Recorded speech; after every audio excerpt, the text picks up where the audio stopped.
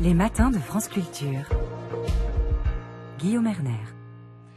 Lorsque le drame de Crépol est intervenu, 1 mort, 8 blessés parmi les jeunes dans un petit village de la Drôme, je me suis dit que la personne la plus à même de parler de ce qui s'était déroulé, c'était vous, Marouane Mohamed. Vous êtes sociologue, vous publiez « Il y a embrouille, sociologie des rivalités de quartier » aux éditions Stock. C'est un ouvrage qui se compose à la fois d'une partie de micro-sociologie, c'est-à-dire que vous êtes allé sur le terrain, vous connaissez bien le terrain, et vous décrivez comment les embrouilles, on reviendra sur ce terme, se développent chez les jeunes, et puis aussi d'une partie où vous revenez sur les interprétations sociologiques que l'on peut donner de ces embrouilles.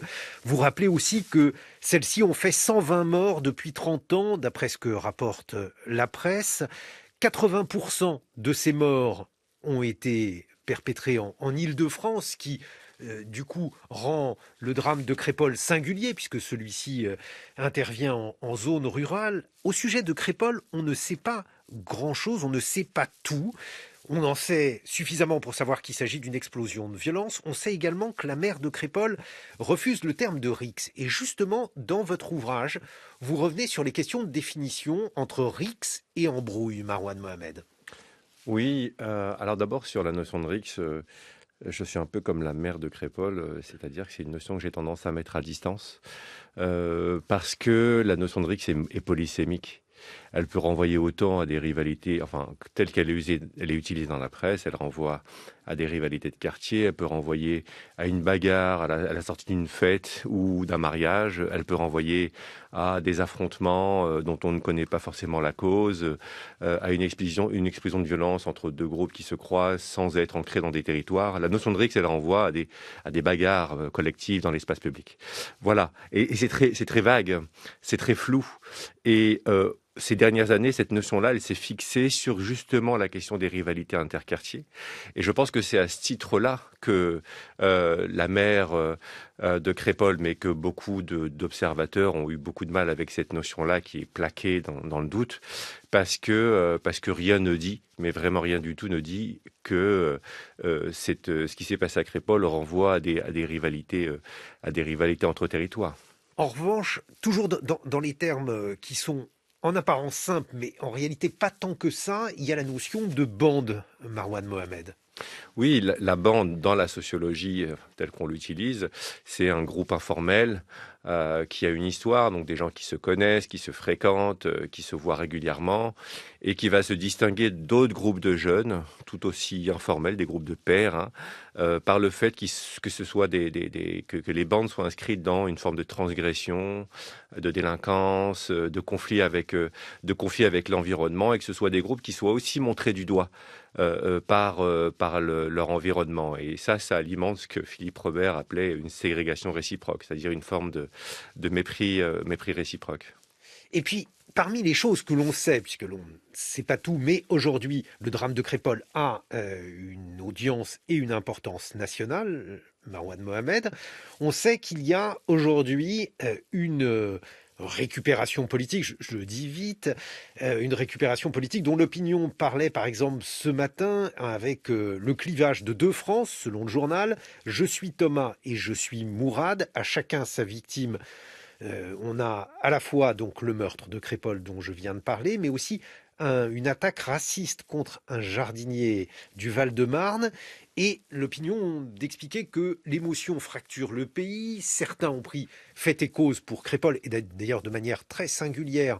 C'est principalement la presse dite de droite, je fais vite, qui a parlé du drame de Crépol, et la presse dite de gauche qui a parlé donc de ce jardinier attaqué avec des insultes racistes et un cutter. Là aussi, votre regard, Marouane Mohamed. D'abord, c'est pas tout à fait correct, parce que la presse dite de gauche a aussi parlé du drame de Crépol. Beaucoup de personnalités qui se classent à gauche ont parlé du drame de Crépol, tout en parlant du crime raciste qu'a subi le prénommé Mourad dans le Val-de-Marne. À l'inverse, il n'y a eu pas grand-chose dans la presse de droite et d'extrême droite, et notamment dans les voix de droite et d'extrême droite, pour dénoncer l'attaque raciste et les violences racistes subies par Mourad. Mais je pense que c'est un piège d'opposer les deux.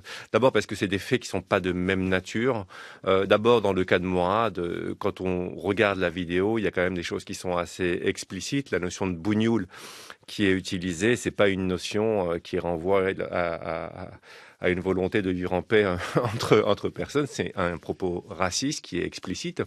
Dans le cas de Crépol, tout ce qu'on sait pour le moment, c'est que des violences très graves ont abouti à la mort de ce jeune adolescent Thomas, qu'il y a eu d'autres blessés extrêmement graves, que ça a été extrêmement traumatisant. Et on attend de savoir. On attend de Un savoir le déchaînement de déroulé. violence inhabituel. Inhabituel, oui, c'est un déchaînement inhabituel. Ce qui est habituel, c'est que très souvent, à l'entrée de soirées privées, de bals ou de discothèques, il y a souvent des bagarres. Très souvent, tous les week-ends. Donc ça, c'est un fait qui est complètement banal. Mais que ces bagarres aboutissent à des conséquences aussi dramatiques, ça, c'est beaucoup moins habituel. Je continue dans les choses qui sont réelles et tangibles. La présence de ce drame sur les réseaux sociaux. On a sur Twitter, X, aujourd'hui ce réseau social, en trend topic, c'est-à-dire les mots qui sont les plus échangés, Crépol et Thomas depuis plusieurs jours. Alors j'ai choisi deux intervenants. Tout d'abord, un intervenant qui explique qu'il en a marre, il en a marre de cette situation, il s'est filmé et puis également on va entendre dans ce cas-là les deux simultanément une personne, un jeune, qui se présente comme étant proche des agresseurs de Crépol. Il est en live sur Instagram. Je vais vous dire la vérité, je m'en bats les couilles et ça m'attriste pas, dans le sens où il y a un nettoyage ethnique qui se fait à l'autre bout du monde, il y a une razzia qui se passe au Congo, et vous croyez vraiment que ça va m'attrister un décès et 7 blessés? Mais vous êtes des malades vous quoi, vous êtes des tartés. Certes, le petit ça fait mal au cœur, il n'avait pas à mourir. C'est la vie, vous voulez que je vous dise quoi? Moi je vais aller pleurer. Dans ce cas-là on pleure pour tout le monde, sinon on pleure pour personne, bande de tapettes. J'en ai marre parce que en fait ça va toujours retomber sur nous, ça va faire monter le racisme contre nous et on en a marre. Wallah, on en a marre toujours que ces gens-là, ils nous incriminent tout le temps. En vrai, à un moment donné, les gens, ils ont entre guillemets raison de faire de l'amalgame. Parce que trop de gens qui promouvoient ce genre de comportement en nous faisant passer pour nous, et bah en vrai de vrai, à un certain moment, c'est normal que certains ils commencent à tout mélanger. Je pense en vrai c'est à nous-mêmes, tu vois, qui voient ces genres de comportement de directement les blâmer, genre directement, pour pas que ça se reproduise. Parce que ça va toujours retomber sur nous qui sommes tranquilles dans notre coin, qui faisons de mal à personne et qui sont juste là tranquillement, tu vois. J'ai donc ces deux vidéos qui ont été largement regardées sur les réseaux sociaux. Marwan Mohamed, pour être complet, la première vidéo, ce jeune homme qui se présente comme étant proche des agresseurs de Crépol, ici de Gaza aussi. Il dit que le nettoyage ethnique a commencé à Gaza. Et puis on a un autre jeune qui dit j'en ai marre que les jeunes issus des quartiers soient stigmatisés. Votre analyse de ce qu'on vient d'entendre? Bah déjà, le fait que ces deux témoignages de deux adolescents qui vivent chacun dans leur coin, on ne sait pas où, on ne sait pas qui ils sont, atterrissent sur la matinale de France Culture, ça dit quelque chose de notre temps, que ces deux témoignages, comme il y en a des millions d'autres, soient filmés, relayés et instrumentalisés, soit par une partie de l'extrême droite qui est très très active dans le cadrage de ce qui s'est passé, soit par d'autres internautes, ça dit vraiment quelque chose de notre époque, de la place qu'ont pris les réseaux sociaux dans notre quotidien. Sur le contenu, ils ont des points de vue assez opposés. L'un qui fait le lien avec ce qui se passe à l'échelle internationale, que ce soit en Afrique ou au Proche-Orient. L'autre qui dit il y en a marre d'être assimilé à des violences qui sont commises en notre nom. Ça veut dire c'est quelqu'un qui a quand même intériorisé le fait et qui est conscient du fait que il y a un principe de punition collective ou de stigmatisation collective dès lors que des faits de violence sont commis ou sont présumément commis par des personnes qui sont issues des quartiers populaires ou issues des minorités. Moi, je pense que c'est plus ça qui est assez intéressant dans le contexte qui est actuel. Après, pour revenir à la question qui relaie tout ça dont vous avez parlé tout à l'heure. Moi, je suis depuis l'émergence de cet incident, je suis un petit peu la diffusion de ces informations. L'extrême droite joue un rôle extrêmement majeur dans le cadrage, dans le fait de Qu'est-ce que ça veut dire le cadrage pour vous, Marwan? Eh ben, le cadrage, d'abord, c'est le fait de faire monter, de relayer cette histoire et de lui donner un écho considérable sur le plan numérique et puis sur le plan des médias ensuite. Et le cadrage, il est extrêmement important parce que le cadrage de l'extrême droite, au fond, l'extrême droite, tous ces militants, tous ces politiciens très, très à droite, en fait, ils scannent l'actualité pour retrouver des faits divers qui peuvent être imputables aux minorités et aux habitants des quartiers populaires. Donc ça, c'est un peu le principe. Si Thomas n'avait pas été blanc, on n'aurait pas eu toute cette émotion de la part de cette extrême droite pour ce qui s'est passé là-bas à Crépol. Alors, je trouve ça quand même extrêmement indécent. Donc il y a un cadrage qui consiste à rechercher et à appuyer sur le fait que le danger, l'insécurité et la délinquance vient essentiellement, les menaces pour les Français telles que c'est dit, viennent essentiellement des quartiers populaires et de leur minorité. C'est ce cadrage-là, en fait, qui prend une place aujourd'hui qui est considérable.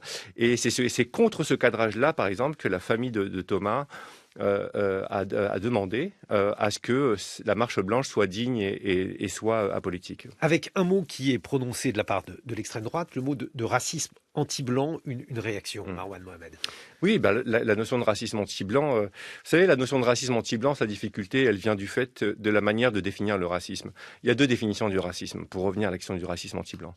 D'une part, vous avez le racisme qui est défini comme rapport de pouvoir, rapport structurel. Et à partir de cette définition, il est compliqué de dire qu'il y a un racisme anti-blanc structurel dans le contexte français, parce que les blancs ne sont pas victimes de discrimination, etc. Et puis, vous pouvez avoir une définition qui consiste à regarder aussi dans les relations interpersonnelles comment les choses se passent. Et effectivement, il y a des formes de racisme qui peuvent viser les Blancs ou les personnes européennes et pas seulement les minorités qui sont les plus stigmatisées. Et donc, à ce titre-là, le fait d'associer le racisme anti-blanc à la situation de Crépol et de Thomas, on se demande d'abord d'où ça vient, sur quoi c'est basé, et surtout, ça vise à alimenter un contentieux racial et à construire les minorités racisées postcoloniales comme des dangers et des menaces pour le pays. Marwan Mohamed, Il y a embrouille, sociologie des rivalités de quartier aux éditions Stock. On se retrouve dans une vingtaine de minutes. On continuera d'évoquer le drame de Crépol, mais aussi plus généralement votre regard justement sur cette violence chez les jeunes qui monte, je l'ai dit. 120 morts en 30 ans. Pourquoi? Réponse donc dans quelques minutes. 7h55 sur France Culture. 6h30, 9h, les matins de France Culture. Guillaume Erner. Le drame de Crépol, je crois qu'aujourd'hui celui-ci est hélas bien connu, un petit village de la Drôme, 500 habitants, non loin de Romans. Ce village fait la fête un samedi soir et puis d'autres jeunes arrivent. La suite, elle est encore floue. Ce dont on est certain, c'est qu'il y a un mort et 8 blessés parmi ces jeunes. On en parle avec le sociologue Marwan Mohamed. Vous avez publié Il y a embrouille, un livre de sociologie des rivalités de quartier aux éditions Stock.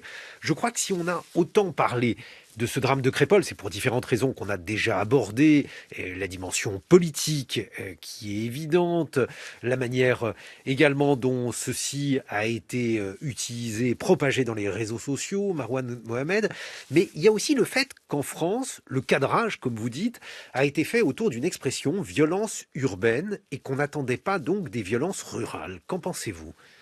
Alors déjà, la notion de violence urbaine, elle a une histoire. Elle a émergé de manière assez importante dans les années 90 et elle a été poussée à travers une expertise policière, notamment celle des services de renseignement, les renseignements généraux de l'époque, qui avaient besoin de se refaire une légitimité après une série de scandales et qui se sont donc forgé une expertise autour de la question des banlieues de manière assez générique et de toutes les violences qu'on peut y associer.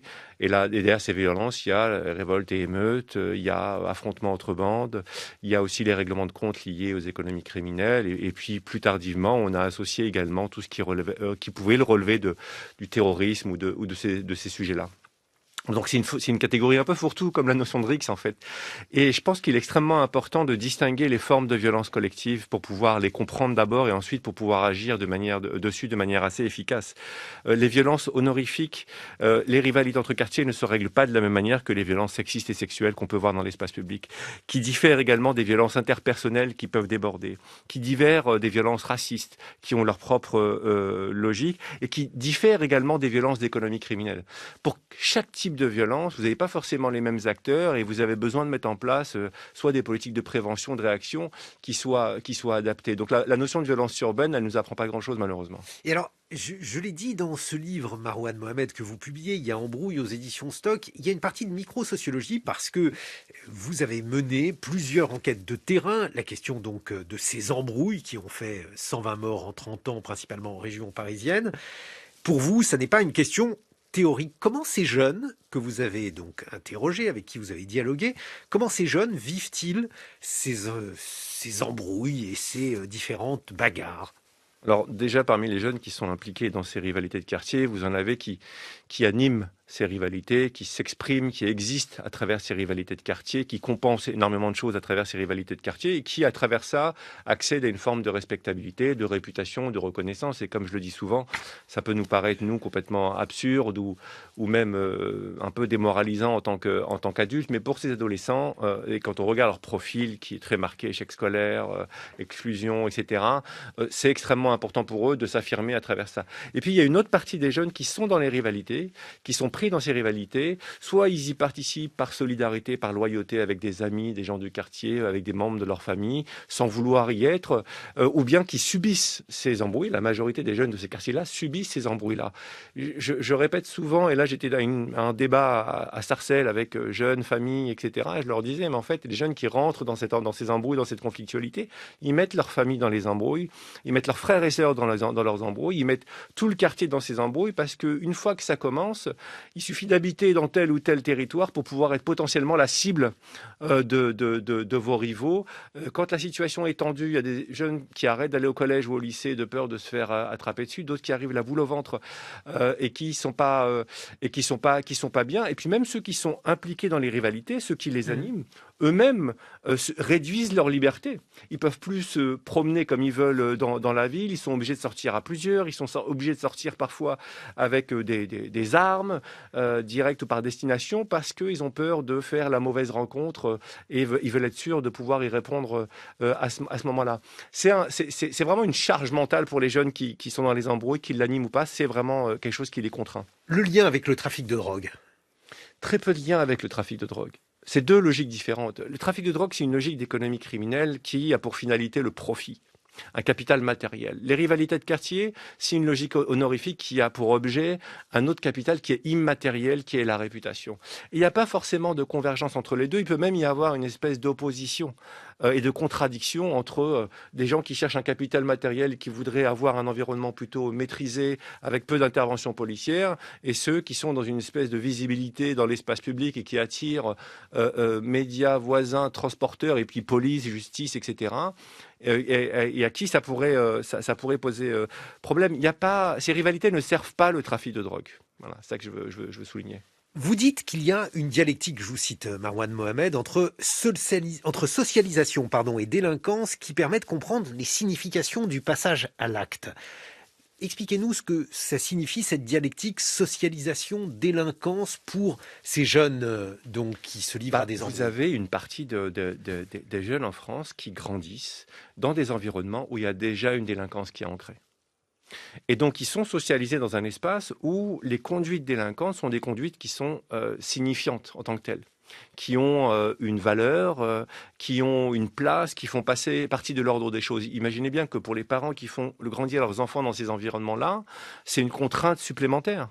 Vous prenez la même famille, vous la mettez dans un espace, un quartier où il y a beaucoup de délinquance, très visible dans l'espace public, et vous prenez la même famille et vous la mettez dans un quartier beaucoup plus préservé où il n'y a pas d'offre de délinquance dans l'espace public, leurs enfants vont pas être socialisés aux mêmes choses, vont pas voir, vont pas être attirés, vont pas être stimulés par les mêmes choses, et ça donnera pas les mêmes enfants. Vous fournissez la question d'après sur la question des familles parce que on interroge beaucoup, on l'a interrogé au moment des émeutes et j'imagine que ça restera une permanence. L'impuissance des familles, l'absence des pères, le fait que ces familles ne tiennent pas leurs enfants, Marouane Mohamed. Alors tenir son enfant, ça veut dire quoi? Moi, ce que je rencontre, c'est des familles assez mobilisées. La plupart des familles sont des familles mobilisées qui veulent que leurs enfants travaillent bien à l'école, ne posent pas de problèmes, et les familles payent un coût extrêmement élevé quand leurs enfants posent des problèmes de délinquance. Vous trouverez toujours une petite portion des familles dans lesquelles la délinquance se fait de père en fils. Ça arrive, ça existe, il ne faut pas se voiler la face, mais c'est extrêmement minoritaire. Mais la plupart des familles en question, leur premier souci, c'est la question des ressources. Elles n'arrivent pas à apporter les ressources culturelles, etc., scolaires qui permettent à leurs enfants de réussir. Et c'est quand même le point de départ, l'échec scolaire. Oui, c'est vrai, il y a des tableaux dans votre livre qui sont patents, où on voit bien qu'on a affaire à des bandes de jeunes en échec. Ah bah, ceux qui participent et qui animent les bandes, les rivalités, les violences, majoritairement, cette délinquance de voie publique, c'est des jeunes qui sont en échec scolaire. C'est très marquant. À l'échelle du quartier, sociabilité et scolarité sont intimement liées. Jean Lémarie. Et pourtant, cette injonction, tenir les enfants, tenir les jeunes, elle monte en puissance. On l'a beaucoup entendu au moment des émeutes au mois de juin et dans les semaines qui ont suivi. Le gouvernement, et je pense aussi en particulier au ministre de la Justice, le gouvernement a insisté sur ce point, la responsabilité des familles. Est-ce que cet argument est efficace ? Cet argument, il est... je veux dire, vous pouvez être dans l'injonction auprès des familles, vous pouvez être dans l'injonction de mobilisez-vous, tenez vos enfants. Si les parents en question ont perdu leur autorité éducative, s'ils n'ont plus cette influence, vous pouvez multiplier les injonctions, c'est pas ça qui va leur rapporter et qui va restaurer l'autorité éducative. Vous savez, l'autorité éducative, c'est la légitimité. L'autorité, c'est pas les coups, c'est pas la manipulation, c'est pas la séduction, c'est pas tout ça, c'est même pas l'amour. L'autorité, c'est la légitimité, c'est une forme de crédibilité qu'une partie des parents ont perdu au regard de leurs enfants. Ça se perd avec le temps, ça se recrée avec le temps, encore faut-il regarder les choses. Mais ce qui m'a frappé dans la réponse du gouvernement après les rivalités de quartier, c'est que tous les acteurs locaux vous disent attention, le déclencheur c'est toujours le même, c'est quand même une altercation, un incident grave dans une interaction entre jeunes et policiers. Donc la question de la police fait partie de la réponse. Le gouvernement a parlé de tout, beaucoup des familles, mais quasiment rien sur comment est-ce que le gouvernement compte agir pour réguler, discipliner et recadrer sa police. Alors toujours dans votre livre, Marouane Mohamed, vous dites la lecture raciste consistant à essentialiser les bandes de jeunes en fonction de leurs origines ne cesse de prospérer. Expliquez-nous ce que ça signifie. Oui, parce que si vous prenez la fin des années 50, début des années 60, vous aviez les mêmes phénomènes. Vous aviez peut-être plus de violence, notamment plus de violences graves, notamment à la sortie des balles, durant cette période-là. Vous pensez, parce que c'est justement l'un des grands débats contemporains. Ça. Oui, bien sûr, non, mais j'entends bien. Donc vous avez, mais à travers l'histoire. Moi, ce que j'ai fait, j'ai tout un chapitre sur l'histoire de ces rivalités, des violences, et ça monte. Je remonte à la période romaine. Le premier à proposer une catégorisation et une espèce de typologie lyrique, c'est Sénèque. Bon, pour vous dire à quel point on peut remonter très très loin par rapport à ça. Sur la période contemporaine, revenons à la fin des années 50, début des années 60, les jeunes en bande étaient les barbares, étaient les non-civilisés, étaient le danger pour la société, étaient l'ennemi intérieur. C'était des jeunes de milieu ouvrier qui avaient la peau très blanche. Vous voyez ? Et donc, on n'était pas dans une lecture raciale de comportement, de groupes, de bandes qui sont dans une logique de virilité, de virilisme même. Aujourd'hui, on a les mêmes comportements. Ces jeunes se ressemblent avec ceux de la fin des années 50 et début des années 60. Et la grille de lecture première qui est imposée, c'est de regarder la couleur et les origines et de tout mettre sur le dos des origines. Mais vous a pas échappé une chose qui me paraît extrêmement importante à dire. Vous prenez une famille, vous avez 5 enfants, vous en avez un qui est dans la délinquance, famille d'origine maghrébine ou autre, un qui est dans la délinquance et 3 qui réussissent très très bien, notamment un qui devient commandant de bord. Ou magistrat, par exemple. C'est des familles qui existent. Celui qui est dans la délinquance, pour expliquer son comportement, on va aller mobiliser la question de l'origine des parents. Celui qui devient commandant de bord ou magistrat, on va aller mobiliser plein d'explications, mais surtout pas la question de l'origine. L'origine est mobilisée uniquement pour les minorités pour expliquer des comportements négatifs. Et donc, pour résumer les choses, au fond, quand on a ces comportements-là, la délinquance va être expliquée par les origines. Par contre, la réussite, ça va être une réussite de la République. Et si on imaginait une sorte de culturalisme mou, parce que le racisme, pour des raisons évidentes, ne s'exprime pas généralement, en tout cas dans l'espace public, de manière décomplexée. Marouane Mohamed, si on disait, par exemple, voilà, ils se sentent stigmatisés, alors on a le retour du stigmate, parce que ça, c'est une figure qu'on connaît en sociologie. Qu'est-ce que vous en diriez? Mais moi, en fait, pour dire les choses, je pense que la question de l'origine, le poids de l'origine, la culture d'origine, ça peut être posé en sociologie. Je ne dis pas qu'il ne faut pas poser la question. Je dis qu'il faut le poser, il faut pouvoir administrer la preuve et le démontrer. Je me demande juste en amont, et j'essaye d'apporter des réponses, de rentrer un petit peu dans le détail. J'ai eu ce débat, je pense que c'était aussi ici, avec Hugues Lagrange, quand il a sorti le déni des cultures. Donc, un autre sociologue. Qui est un sociologue tout à fait que j'estime beaucoup, dont le travail est important en France. Mais on a eu ce débat. Notamment fondé sur la taille des fratries et sur l'abandon effectivement du rôle des pères. Oui, et puis la question de la taille des fratries, elle est importante, parce que si vous neutralisez les grandes fratries dans votre base de données, c'est lui-même qui le dit, l'effet de l'origine tombe. Voyez. Donc l'effet de l'origine, il est quand même très lié à la question de la taille, à la taille des fratries. Et ça, c'est pas quelque chose qui est nouveau. On l'observait à la fin des années 50, début des années 60, et on l'observe dans d'autres régions. Mais alors, cette question de l'identification de ces jeunes, parce que tout à l'heure, j'ai donné à entendre une petite vidéo qui a beaucoup circulé sur les réseaux sociaux. Un jeune évoquait Gaza, il disait « À Gaza, il y a beaucoup de morts et vous bougez pas, et là, il y a un mort à Crépol et vous bougez. » Est-ce que ça, par exemple, c'est un réflexe qu'on peut entendre? On a beaucoup parlé de l'importation du conflit israélo-palestinien. Je pense que dans le cadrage, dans les éléments de cadrage, on a voulu dire qu'il y avait un parallélisme entre Crépol et le conflit proche-oriental. Certains ont voulu dire, en utilisant par exemple le mot de razzia que j'ai vu. Que pensez-vous de cela, Marouane Mohamed? Je pense que derrière, au-delà de cette question de cette vidéo, je pense qu'il y a chez beaucoup d'habitants en France, notamment dans les quartiers populaires, il y a une attente d'égalité, pas seulement dans la vie sociale et quotidienne, mais il y a une attente d'égalité de manière générale dans la manière de médiatiser les souffrances des uns et des autres, de l'expérience des uns et des autres, et il y a l'attente de la même célérité, le fait d'utiliser les mêmes mots, et donc il y a le traitement médiatique, que ce soit des faits divers, la situation internationale, elle est scrutée et elle renvoie pour chacun à sa propre expérience. Moi, je ne veux pas interpréter ces propos parce que je ne l'ai pas rencontré, je ne sais pas ce qu'il veut dire, c'est un petit bout qui tourne, qui est monté, etc. Mais ce que j'entends à travers ces mots-là, pourquoi est-ce que ça a moins d'importance que ça renvoie à cette question d'attente d'égalité de traitement et d'égale dignité dans le traitement des vies humaines. Ça, c'est une attente qui est extrêmement forte. Ça, oui, je l'entends partout, tous les jours. Pourquoi est-ce que nous, on nous traite comme ça? Pourquoi est-ce qu'on n'est pas respecté? On a le droit de parler, on n'a pas le droit de parler, les autres peuvent le faire. Et je pense qu'il y a une responsabilité collective sur laquelle il faut réfléchir et qu'il faut regarder dans la manière dont les faits divers sont traités et comment c'est interprété par les différentes sphères de la population. Parce que ce sentiment d'injustice, il est très présent, diriez-vous, Marouane Mohamed, chez ces jeunes? Il est structurant.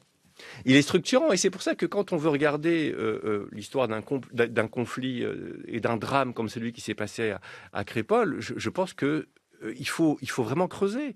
Qu'est-ce qui s'est passé? C'est quoi? Pourquoi cet incident? Pourquoi ce niveau de violence? Qu'est-ce qu'il y a comme une espèce de polarité à l'échelon de cette ville, de cette région, de cet ensemble? Et je veux dire, de parler de milieu rural, c'est pas très juste sur le cas de Crépol, parce que les auteurs présumés viennent de Romans, n'habitent pas le village, et puis la victime, Thomas, a été scolarisé à Romans, faisait du rugby à Romans, et donc on voit très bien qu'il y a une continuité, pas une coupure entre la ville et les villages aux alentours. Mais qu'est-ce qui se passe dans cette région? Qu'est-ce qui se passe dans cette ville? Qu'est-ce qui s'est passé à l'entrée de cette salle des fêtes pour que y ait un tel niveau de violence? Moi, c'est la question que je me pose pour essayer de comprendre, sans excuser ce qui s'est passé, bien sûr. Mais il y a quand même une forme donc j'allais dire, d'habituation à la violence, puisque dans ce village de Crépol, cette fête de village, il y avait à l'entrée de la fête 2 vigiles.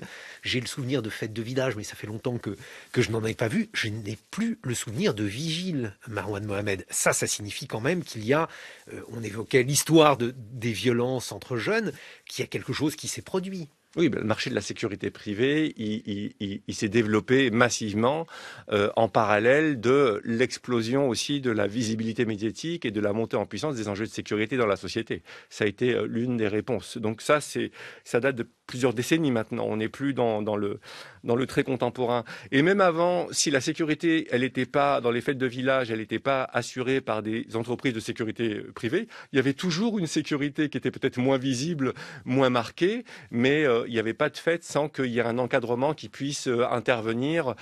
Et c'était absolument nécessaire parce que les bagarres dans les fêtes de village, c'est quelque chose qui est très, très, très ancien et qui continue et qui s'exprime partout, je le répète. C'est quelque chose de très commun, malheureusement. Alors donc, en revanche, la vraie cassure, et vous le soulignez, ce sont les réseaux sociaux. Vous évoquez le rôle de Snapchat.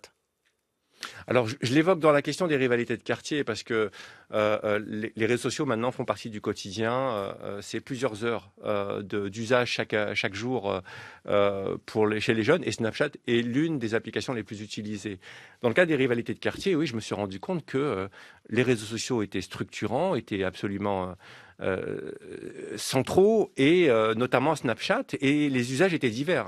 Ce qui m'a frappé le plus, c'est de voir à quel point les rivaux communiquent entre eux via Snapchat, qu'ils se cherchent entre eux via Snapchat, qu'ils commentent ce qui se passe dans la rue via Snapchat, qu'ils se filment et qu'ils diffusent ce qui se passe via Snapchat, que Snapchat est devenu une espèce d'agence de presse.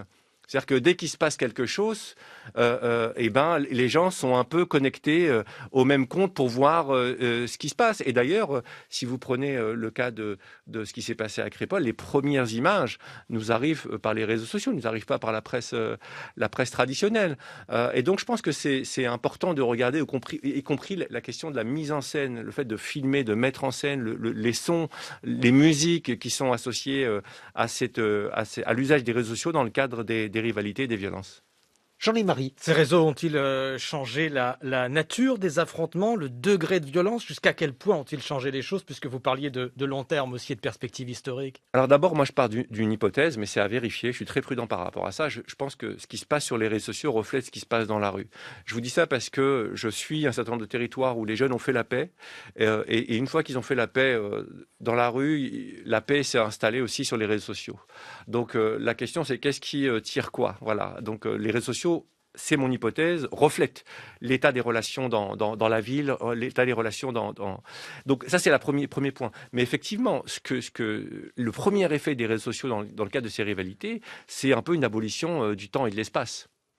Pour aller vite, si par exemple, vous, Jean-Marie, votre quartier et le mien, on était en conflit, que vous me cassez la gueule au centre-ville, il fallait, avant les réseaux sociaux, que je rentre dans mon quartier, que je m'essuie, que je me change, que j'aille chercher tous mes potes chez eux, au stade, enfin bref, d'avoir des effectifs et que je revienne. Tous les adultes qui étaient ici, qui étaient dans le quartier, ils pouvaient observer et sentir qu'il y avait une tension, ils pouvaient intervenir en prévention. Aujourd'hui, Jean et Lama, vous me tapez, j'ai même pas besoin de bouger. Je me dirige, je me géolocalise, j'envoie ma localisation à tous mes potes, j'explique ce qui s'est passé, et quel que soit l'endroit où ils sont, ils n'ont pas besoin d'être ensemble, ils peuvent me rejoindre rapidement et aucun adulte peut comprendre ce qui se passe. Donc ça, c'est un point qui est extrêmement important parce que pour l'intervention des adultes, pour la prévention, pour la médiation, cet espace, enfin le rapport, la maîtrise de l'espace et la maîtrise du temps sont des outils qui sont extrêmement importants. Voilà les réseaux sociaux avec le hashtag les maris et tout le monde. Je n'ai pas d'idée, Guillaume, s'il vous plaît. Marwan Mohamed, les solutions, est-ce qu'il en existe? Oui, bien sûr.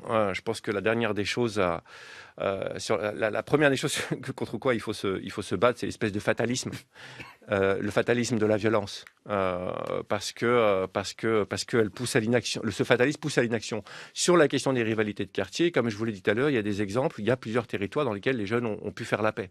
Ils ont fait la paix comment? Par la mobilisation d'acteurs de terrain, de la médiation, du monde associatif, des figures locales, des animateurs, des éducateurs, etc.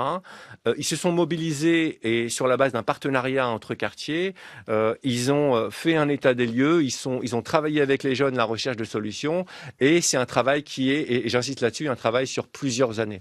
Voilà. C'est un travail sur plusieurs années. S'il n'y a pas de volonté de s'investir sur le long terme et de s'investir dans les différents quartiers en présence, ça ne fonctionnera pas. Mais alors, est-ce qu'on peut vraiment imaginer que la paix revienne dans ces quartiers ou dans des lieux où, semble-t-il, on n'était pas habitué à la violence?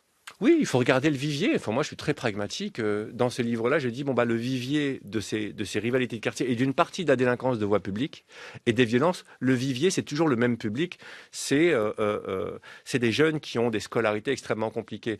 Et je le dis sur les scolarités, et ce qui m'a frappé, c'est de voir à quel moment les jeunes sont démobilisés scolairement. C'est-à-dire depuis le début du primaire, pour une majeure partie des jeunes que j'ai suivis, que j'ai observés, que j'ai interrogés, dont j'ai regardé les dossiers, ils sont en difficulté depuis le début du primaire. C'est pour ça que je dis, c'est pas tellement des décrocheurs scolaires, plutôt c'est des non-accrocheurs scolaires. Et c'est différent de ne pas accrocher que de décrocher. On ne tombe pas d'une branche sur laquelle on n'a pas grimpé. Donc je pense que, je veux dire, avoir une politique de sécurité, ça pourrait être avoir une politique de lutte structurelle contre les inégalités scolaires qui réduirait ce vivier-là et qui faciliterait la vie de tout le monde. Mais ça demande quand même une certaine ambition politique. Est-ce qu'elle est là? Est-ce que vous la voyez quelque part, cette ambition politique? Eh ben, des actions qui viseraient à inverser la tendance d'un point de vue structurel, c'est-à-dire des mesures en amont, très précoces, d'accompagnement des enfants, de fin de maternelle, début primaire, pour qu'ils puissent accrocher dans des bonnes conditions. Des actions de ce type-là, mais vraiment qui seraient à la hauteur des besoins, j'en vois pas beaucoup en France.